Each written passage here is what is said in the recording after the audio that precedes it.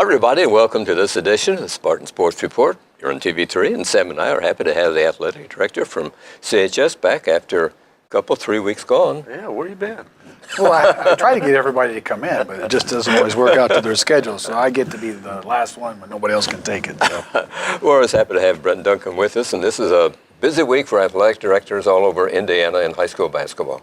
Yeah, I mean, for sectional time and tickets and all those good things, it's a quiet time in a lot of ways, but a busy time in many other ways. So. Okay, let's talk about the Richmond sectional. The Spartans will be participating. Yeah, Friday night. We'll take on the winner of the New Pal Greenfield game that's tomorrow night at 6. So I know Coach is taking our boys over to watch the game, and then, of course, the second game tomorrow night is Richmond and Pendleton Heights. And I think the sectional, obviously I always think we're the favorite, but I think it's as wide open as it's been in a few years. So Spartans have the best record, one-loss record of any team. Yeah, we've played everybody in the sectional, and of course Mount Vernon beat us at the buzzer at their place, and was that at our? That was at their place. It was up their place on last few seconds. So it's open, but I think on any given night, any of us have opportunity to, as a team, that the caliber that can knock somebody off. So Mount Vernon, the defending champion. Correct. They defeated New Pal, I think, in the finals last year. A year ago, right? Yep. After the Spartans won a couple at Newcastle, a couple of sectionals. It'd be nice to get another one here at the Tiernan Center, and then we'll figure out where things will fall next year if we get through this one, or what class we'll be in. So. The Spartans and New Pal, they played about 3 weeks ago, a 1-point victory for the Spartans at Spartan Bowl. That's a good thing.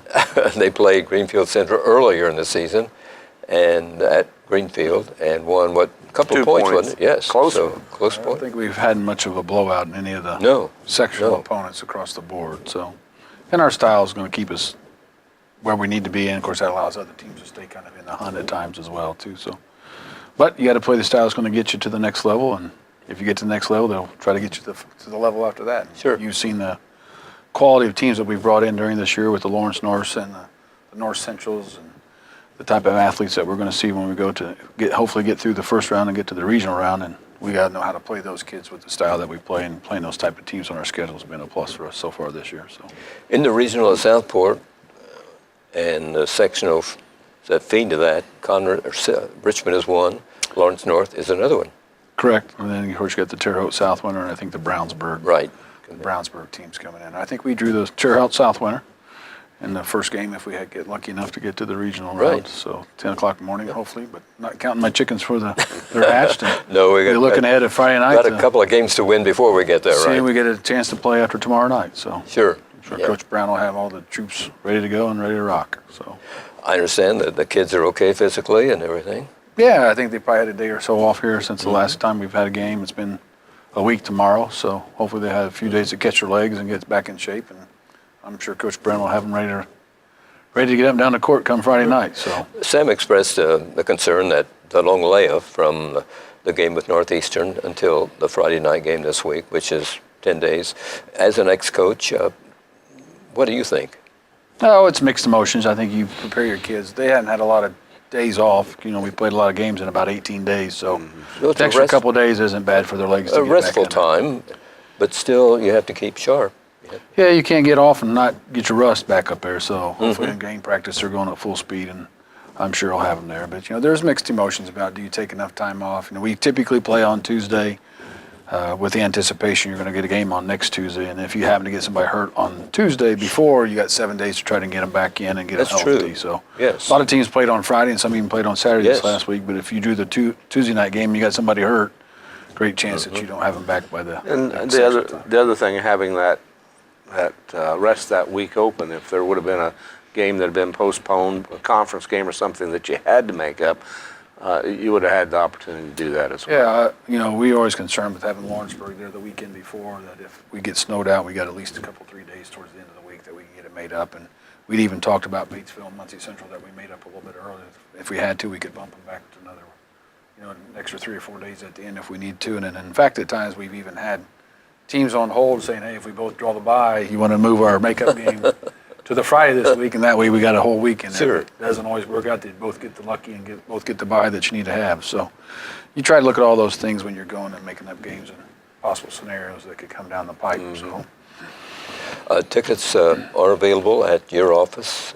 Yeah, tickets are available in the athletic office we open, I'm there at 7, but typically, 7:30 to about 4 each day, and it's the all-session ticket. So $10 will get you to see tomorrow night, and Friday night, and Saturday night. And I know we drew the buy, but it's obviously, if you're a basketball junkie, you might as well come and get them from us. Otherwise, you're going to pay $6 each time you go to the door. So you can either pay 18 in 3 nights, or you can pay 10. So I just say you'd be happy with 18. So Do the math. but even if you buy them at 10, you're going to save a couple bucks because we're planning on being there on Friday night and Saturday night. So come out to the office and pick up your tickets. They'll be on sale until at least probably Friday, no later than noon, because I have to have everything ready to take back with us when we go there Friday night. So we'll start shutting them down about noon on Friday. And that gymnasium holds how many people? 8,100? Well, that's what they say, but I'm not sure there's 8,100 good seats in there. no. And one thing they've done, they used to have the basketball goals and they're still there, that would hang down from the ceiling. When IU East was playing there, they brought the floor-mounted ones in with the big ballasts on the ends, and it caused those pullouts to be pushed back. Plus, they have, in order to get their 8,100 total, up behind where we set, where the media sets, there are bleachers they can pull out there, but when they open those up right by, there's no way that you could even see the floor, I don't think, if you sat on the top row of them. But for the purposes of total capacity, yeah, it's over 8,000. Well, I do know for you fans that don't like their strobe lights, they've now turned those off. They have those old strobe lights that used to be in there for photography. So the new idea is shut those things off because they were just too much pain. If you ever notice, you see a flash every now and then. So Well, Jeff Gabbard used to do that at the bowl, and I got on him a lot about that. So those are out. So if it bothers you to go in there, because some people have a problem with that strobe, and those are out now. So that's a plus from that side. So Well, it should be an exciting week here, and hopefully the Spartans come with a couple of victories. How are the officials selected for the tournament? signed by the IHSAA. So Are you in on that? Or the executive all the committees? coach, no. Oh, okay. Just Sandra Waldrous who's in charge, or Paul Knighting. Sandra's kind of in charge of the officials, and Paul's in charge of boys basketball. So all the coaches have an opportunity to rate them from 1 to 5, and Oh, okay. I don't know if that falls into their scoring system, and you got to work so many years before you can get a sectional, and then got to work so many sectionals before you can get a regional. So there's all kinds of little formulas that they use to. And then once you do a state finals, you got to go back and start over to sectional, and you can't just keep doing state final after state final after state Okay. final. So after you've done one, it's another 4-year process in order for you to get back to the state finals. So How many are assigned to a sectional? 6 at a sectional. Okay. So there'll be 6 different ones. I recognize some of the names, but I can't remember them off the top of my head because I just saw them briefly on the packet, and it doesn't matter to me which officials are coming in. Sure. So hopefully they do a good job and call a game fairly. sure they and will. we'll I take mean- care of everything. So. They give it their best shot, and hopefully the fans understand what these guys are doing. They're out there. It's a hard job. Trying to be as fair as it possible. I've tried doing it from my seat many times, and it's a hard job. Well, they're out there to do the best they can for our kids Absolutely. and put out the best product. And a great night of officiate is when you don't remember what the officials were like on the floor because you're not worried about a call, or and you can tell. And looking at the names, I recognize some of them, but I think they're outstanding officials. There's a 1 and there's a 6, so somebody's at the top, and Sure. one of the 6 is at the bottom. So you got 64 sectionals with 6 guys in it, so there's 384 officials out there. They're not all going to be equal, as long as they're all fair and do Sure. the best they can do. Right. Well, they all have the welfare of the kids at heart, I know, or they wouldn't Yeah. be into that business. And you have the right ability to scratch if you have conflicts with some. And Kerry's pretty good. He doesn't scratch anybody. So. And sometimes they come from a long distance, don't they? I would think they'd try to keep them fairly close to home, but I've noticed they before don't. some of them are A couple far years away. ago, we were playing Mount Vernon. I think it was at Newcastle. There was actually a gentleman that's got Connersville ties that was officiating, and he also had lived in Fortville for a while. And there was a Greenfield guy getting the officiating mix. So, sometimes you get those people, but it's just like if we would get assigned Justin Fall or Rick Frank. They've been out of the community for 20 plus years. So I realize they're graduates of Connersville High School, but they're not really people in They the don't community live here. that's been here and grown up, don't have kids here, don't, other than their parents and their own personal family being here. There's no ties to the school in any direction. So I'm not saying we're ever going to get those two just because of distance, because Justin lives in Marion and Rick's in Indianapolis, but you just never know where you might run into them down the line. So Sports this week here at CHS, as we've been talking, on Friday night at 6 o'clock. It'll be in the Richmond sectional. The Spartans play either New Palestine or Greenfield Central in the semifinals, and a win will put them in the championship game Saturday night at 7:30. The middle school this week, girls basketball, the red team is home Monday to Cambridge City, plays at Batesville on Tuesday, and plays the final game of the season with Franklin County on March the 7th. In middle school wrestling at Newcastle Monday, at Franklin County Saturday for an invitational. Start time is 8 a.m. Here's how area boys basketball teams' regular season records and sectional schedule shape up. Cambridge City ended up 7-14. They won their last regular season game over Smith Academy, 74-62. They meet Winchester Tuesday in the Hagerstown sectional. Centerville is 6-16, won over Cambridge City, as we mentioned, 67-57. It doesn't play until Friday at Hagerstown. It drew a bye. Richmond 11-13, won over Franklin County 66-47. Meet Pendleton Heights Tuesday in the sectional. Franklin County 2-18, lost 66-47. At Richmond, plays Batesville Wednesday in the Greensburg sectional. Rush County 8-14, lost to North Decatur 57-53. They meet Lawrenceburg Wednesday at Greensburg sectional. Union County 12-11. They lost 83-67 in last regular season game. They play Friday at Hagerstown sectional, and they drew a bye. And the final standings in Eastern Indiana Athletic Conference: Greensburg 7-0, Spartan 6-1, East Central 5-2, Batesville 4-3, Rushville, Lawrenceburg, and South Decatur all 2-5, Franklin County 0-7. East Central and Greensburg played that deciding game Friday night, and it was at East Central, but Greensburg was able to get the victory. Yeah, you hope that you get a little help from East Central that night, but we had the opportunity to take care of business on our own, and Yes. we were right in the game with Greensburg, and just things didn't fall our way towards the end. And it was a rough weekend for us on that weekend, and of course East Central had a tragedy the day before of the young man football player getting killed in a car wreck. Right. Played the basketball game that night, so I talked to Don, and our hearts and prayers are out to all the family of East Central kids, their school community, and hopefully everything is going as best as it can be at this time for them. Yeah, that's a tough thing to happen. Noah Belt received an honor. He was given the Hoosier Coaches Association team, all-district team for district number 3, I believe. I haven't seen that, so if you saw that, it's someplace that I didn't see. Yes, so. he's You must have got some inside track there. 'Cause nothing to come across my table yet. And so. I think Noah's a sure bet on the all-conference team, I would think, when that comes out. Yeah, that'll be voted on by all the coaches. I would think he'd have a shot. Yes, I would Coach think Brown so. will nominate the number of players that he thinks are eligible to be all-conference, and then the coaches will rank them from 1 to 12. And if your point totals are in the top 12, when you get done adding them up, then you get to be on the all-conference team. I would think he'd have a good shot, plus a couple other kids. Also today, I saw where Noah will be playing an all-star game in April at Bloomington. Good. Bloomington South, I believe, and it's kind of looked to me like the teams were all south by 70, but there was an east and a west team selected. So. Yeah, there's all kinds of little all-star games all over the state anymore. Used to just have the big one, and now there's the east and west Yes. this, north and south this, East Indiana and west. All-Stars. They have lots of little all-star games, a chance to showcase yourself after the seasons are over. So Good recognition Coach for Brown, gets to say those, and sometimes he just takes care of that through their coaches association. It doesn't actually come through us. So, but I it's a think good this honor was for him. So. HBCA, is that Hoosier Basketball Coaches? Hoosier Basketball Coaches Association, Okay. and of course the Indiana Basketball Coaches Association. So they all have. There's lots of Lots little of associations out, so you never know who's putting the all-star. For me, an all-star game is when you're chosen, you don't have any fees you got to pay to go play in it. So sometimes there's a little fee that you have to play. So is it really an all-star game, or is this? It's a good opportunity for our kids to go play it another time. Hopefully they don't have to pay anything to get there, but you just never know. So Coaches help youngsters in college selection too, don't they?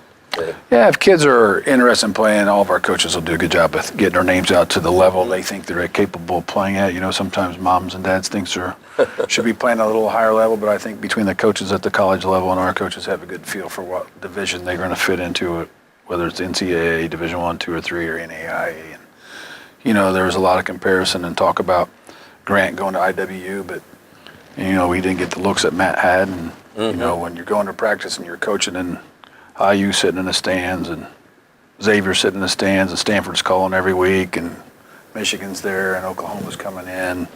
And that didn't happen when the second one come through. Those coaches don't miss too often on what level they think they're playing. And of course, you know, Grant's playing at one of the best NAI schools there is in the country. So it's a good fit for him where he's going and being able to play and not just sit on a bench and be a part of something. And Sure. I think if you're a kid and you want to go somewhere you know you're going to have an opportunity to play consistently. So. And Garrett as well, playing on a highly ranked NAIA team. So they can make good choices.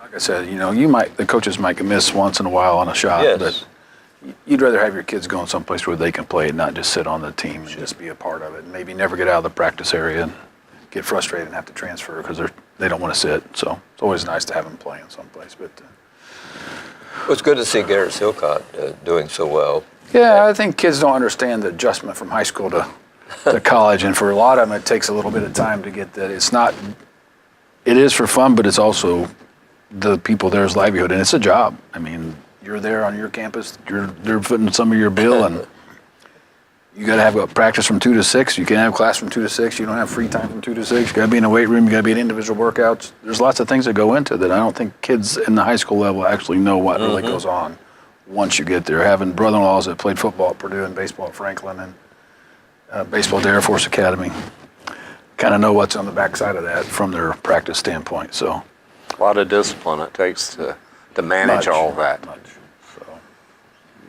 So, you know, we've had some other kids this week that had some good performances, and outside of basketball, you know, Quentin Jones got to compete in the Yes. state diving at the natatorium on Saturday. Unfortunately, didn't quite have the score enough to get in the top 20, but was just about 4 points away from being in the top 20, and he would have got a chance to dive in the semifinal round. Of course, they only took the top 16 to the finals at nighttime after they started the finals, and then probably been 2 weeks since we've had wrestling, and we had 4 guys go to the semi-state.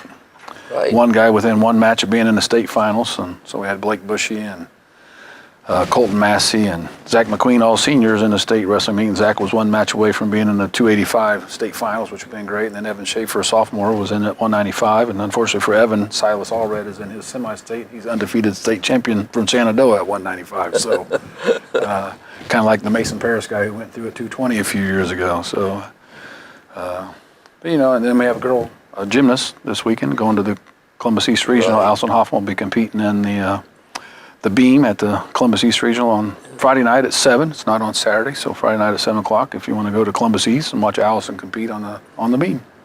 CHS well represented in IHSA sports. Yeah, you know, unfortunately our team in gymnastics didn't make it. We've had some injuries along the way, and but Richmond and Newcastle have had some of their better teams they've had in the last couple of years, so it was a knockdown, drag out, and unfortunately we ended fourth and only take the top 3. So, but we'd like to have some more girls there as individuals, but when you got quality gymnasts competing against you, you got to be in the top 6 of each event. So it doesn't take long to have 3 schools above you plus your own school. Those top 6 spots can go away in a hurry. So, but we wish them all good luck for those that are rest. Sure. And those that didn't make it, hopefully they'll work hard over the off season and come back with a better repertoire of things and be a little bit better next year. There are some start dates for spring sports at CHS since winter sports are winding down here. Co-ed track this Saturday at East Central, and that's kind of an inside event, isn't it, Brent? Yeah, the conference has an indoor meet, and then we've actually added a scrimmage for the girls' softball game on March 16th. We're going to travel down to Jennings County for a scrimmage game. So our first official game is actually that March 30th with Oldenburg. First time we've played Oldenburg, and first time they've had a team, I think, in a while. So. The weather has to be We'll knock on wood. Okay. That the cold is gone, and of course our softball coach, it doesn't matter if it's snowing or raining, he would like to play all the time. He's kind of like Willie Mays, or who said it? Was it Satchel Paige? Looks like a good day to play too, or was that Ernie Banks, Mr. Cub? One of those guys. So. And the baseball will be at Batesville on April the 1st, girls tennis at Greensburg on April the 2nd, boys golf at Yorktown Invitational on April the 6th. The middle school spring sports, they all begin Monday, April the 8th. A golf team home with Oldenburg Academy. Track and field opens at Centerville, and the baseball team will be home with Nicetown. Eric Meyer's going to coach middle school baseball, or do you know? No, Michael Thompson's our head coach. Eric Myers is now our varsity assistant baseball coach, and Jeremy Hornby doing our JV. Travis Likens is coaching at the middle school baseball, and we're working on finalizing our middle school girls softball schedule. Good. So we've had some changes there in the last couple of days. We're still interviewing for a middle school coach this week, and trying to make some schedule adjustments along the way. So is middle school baseball and softball new? I mean, we did them as clubs last year, and this year is the first time we've put them in as actual team sport. So I think baseball has about 25 games scheduled right now for middle school, Good. and softball we're looking to get about 20. Just some things have kind of popped up in the last couple of weeks. It's kind of messed up what we thought we had, and we're working on getting them back in and getting them scheduled. I think I have currently about 10 games scheduled for them right now, helping them with the middle school, and hoping by the end of the week we'll have them back up to about 20. And what schools will they be playing? well, we've got Milan we're talking to, and Franklin Central East and West has talked to us a little bit, but South Dearborn will have a team, Rushville, so we'll have area teams. yeah, right. Batesville I think will have one. Greensburg talked to me today, so hopefully we'll have them all up and running. They played Milan last year, and they played a team out of Harrison, Ohio, and I didn't talk with them yet last year as a club, so. But we'll try to get them filled up to about 20 and have 10 at home and 10 on the road, and start getting our girls exposed to fast pitch softball in the middle school instead of waiting until they get up to the high school. And our parks department's done a good That's job great. the last couple of years to put fast pitch in at the Parks League now instead of slow pitch. So this will be the second year with that. So hopefully each year they'll get a little bit better, and we'll get more interest in that, so we can start building our program from the bottom up. You got some new ball diamonds out at CHS. Are they ready yet to go this year? Yeah, we're just getting ready to put the scoreboard up here for the new softball field. Dugouts are up, and Coach Ellis says he's going to build them nice benches for him to sit on.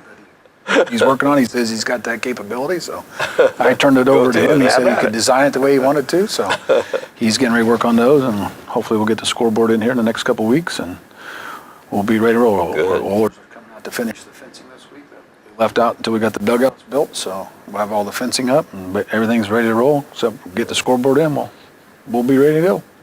What's the outlook for this year for the spring sports? Can you bring us up to date? Are a lot of kids returning, or are they mostly?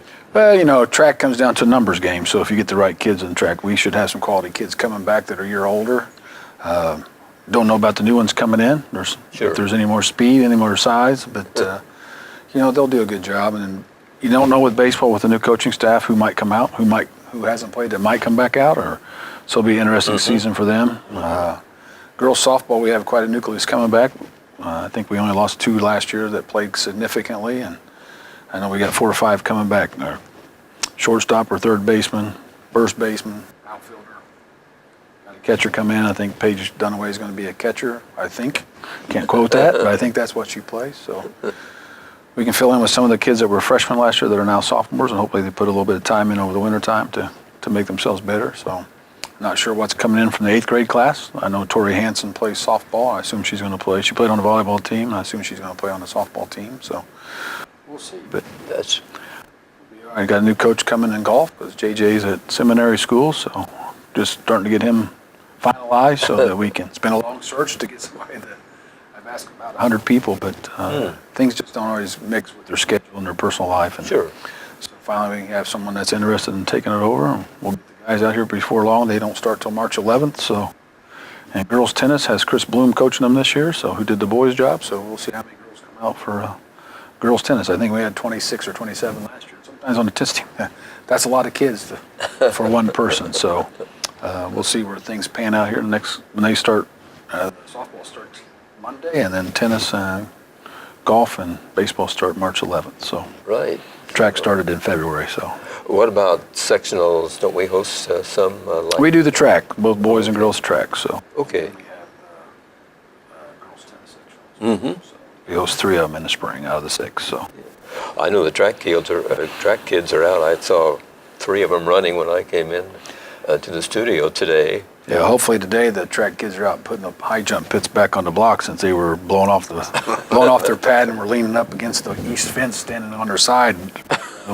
We went out to school this morning, but it takes more than one person to drag those back. So those track guys will be out there lifting that and putting it back onto the correct platform. So those winds cause a little havoc over the last day and a half. So once you get the new field house, won't that help the spring sports? Well, it'll help all of our sports just with the ability to do things in off seasons and having a place to have tennis on the inside, and you got a better facility for volleyball. Then once we're in the wintertime and they're out of their season, they have a contact season that they can come in and do open gym things. But when you got basketball practices going on in the gym, it makes it a little more difficult. So hopefully it'll be a benefit to not only all the kids, but to all the PE kids during the day, and have a little track. It's got a place hopefully for a pole vault and long jump area, so we can put high jump pits in there if we need to. And so hopefully it'll benefit every sport. Sure. That's the goal, is to give them a place to practice in their off season in a controlled environment, not out in the weather. Weather's been a problem trying to get construction started, hasn't it? Yeah, I think there's some little things that I don't know all the ins and outs of, Sure. of everything's going, but I saw a backhoe sitting in the parking lot today, which is a good sign, and people walking in the fenced area, so looks like some action's starting to begin here, so we're all It's about excited. a construction that will take about a year, and that. Yeah, they're still projected December to have it up and under building, so we'll see. I'm sure once they get started, there'll be all kinds of people here all day, every day, so. Will that include the new office area? That'll go up That's on the second simultaneous? phase. I think is set to go in at sometime, somewhat simultaneous, but I can't say for sure. So I know that's a different project than the entire field house itself, but I think the bids have gone out, but don't quote me on that. So, but it's, I'd say it's relatively close to the same time frame. Good. Well, it'll be a great addition, and I know all the coaches will appreciate it. Yeah, I mean, the coaches and I think some of the kids are excited having places to go and not having to run in the hallways, because, if they're trying to do track, and I'll have a track to run around and a place to throw a shot and a disc inside if we need to, and a place to throw baseball and softball, longer than just Yes. across the gym floor. Now you can go diagonal across 2 gym floors, so strengthen your arm strength just a little bit, and, a place to hit in the wintertime where you're not outside, and throw football in the off season, and you can actually hit golf balls into the side of the nets of the batting cages. Hopefully that'll be in there, and so there's a place for everybody to do something, and have indoor soccer in there, and so it should be a good multi-purpose facility for all of us to use. Football schedule finalized for this year? Same as next year, just flip-flop Just home and away. Flip. Now, in a couple of years, we're going to have a flip, because we're going to return back to Batesville to kind of balance their schedule out for them a little bit. So not next year, but the year after, the Batesville game will be back to Batesville. So, but that'll help us out a little bit too, because those 1 years we have 6 home and 4 on the road, and vice versa. So now we should be back to 5 and 5 in a couple of years, counting the Okay. scrimmage. So Yeah. it'll help in both of us in a little bit, but just kind of shored up their home and away in the conference somehow. So. Seems like that's always the last regular season game. Seems like it always rains down there. You get to sit in the old horse grandstands on the Yeah. opposite side. Yeah. We don't, but they do. So, but it just make us finish with 2 games on the road every other year instead of 1 game at home, 1 game on the road. So ideally, you'd like to play home away, home away, home away all the time, but it's hard to get everybody to schedules to balance in that direction. So. Once again, sectional tickets are available at your office at high school, and that's Jennings Building, or Jennings, which? Jackson You're Building. in Jackson. Right in okay. front of the main office over on the right. Okay. So And come then- into the, as the kids call it, the fishbowl. Come into the front door, and right there to your right as you come in, Mandy Harvey will say, Okay. daughter-in-law will have tickets waiting for you, and She'll take good care of sell you. as many of them that you would like to buy.